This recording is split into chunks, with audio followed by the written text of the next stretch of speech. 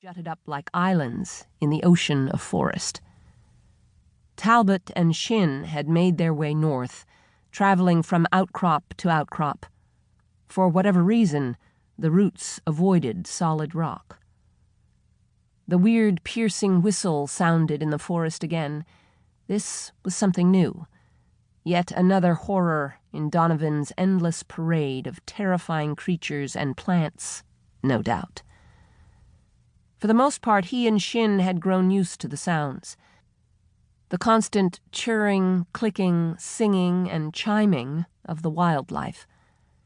He didn't know if any of the creatures even had names, though some must have been catalogued by Donovan's colonists over the colony's 30-year existence.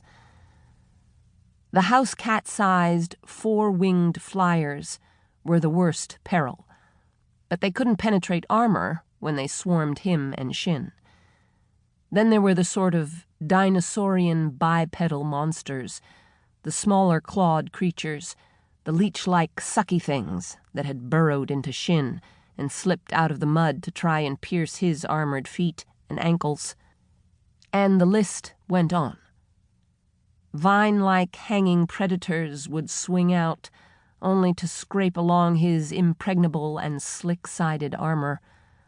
The fire-hose-thick snake creatures that whipped sideways to tangle around his feet might not be able to penetrate his protective shell, but they'd trip him.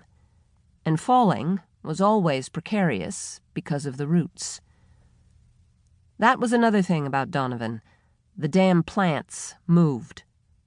One way or another, everything on Donovan would try and kill you. As Garcia had found out, and Shin, dear Shin, was even now experiencing. "You all right?" he asked, annoyed by the hypocrisy of the salutation. "One of the things is wiggling in my stomach, Mark. I feel like I want to throw up, but it's numb.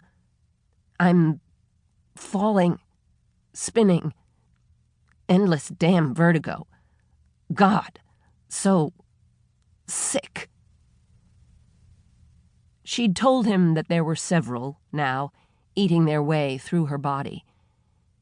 Either the first had divided, or there had been more than just that one that had gotten under her skin.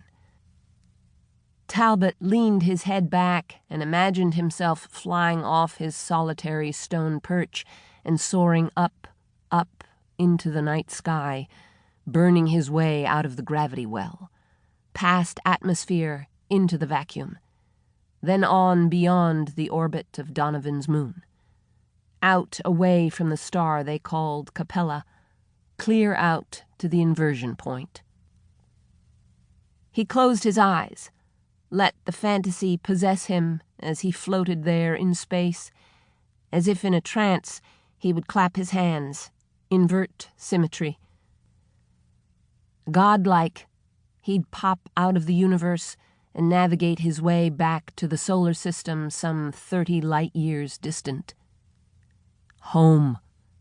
Blessed, wonderful home.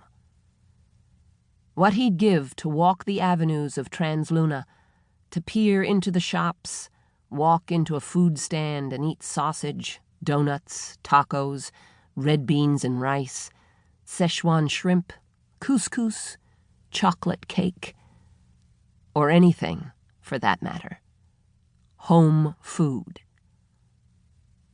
But when he opened his eyes, it was to stare up at the alien sky that had become too familiar.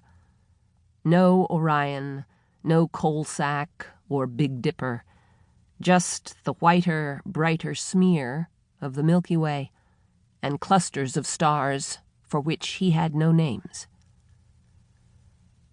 The servos whined in the night as Talbot resettled himself atop the stony outcrop. He checked his charge, barely 20%. Come morning, he'd have to clean the voltaics. Take enough time to let Capella recharge the power pack. Fact was, the suits wouldn't take a full charge anymore. One of the night creatures flew past in a whisper of wing.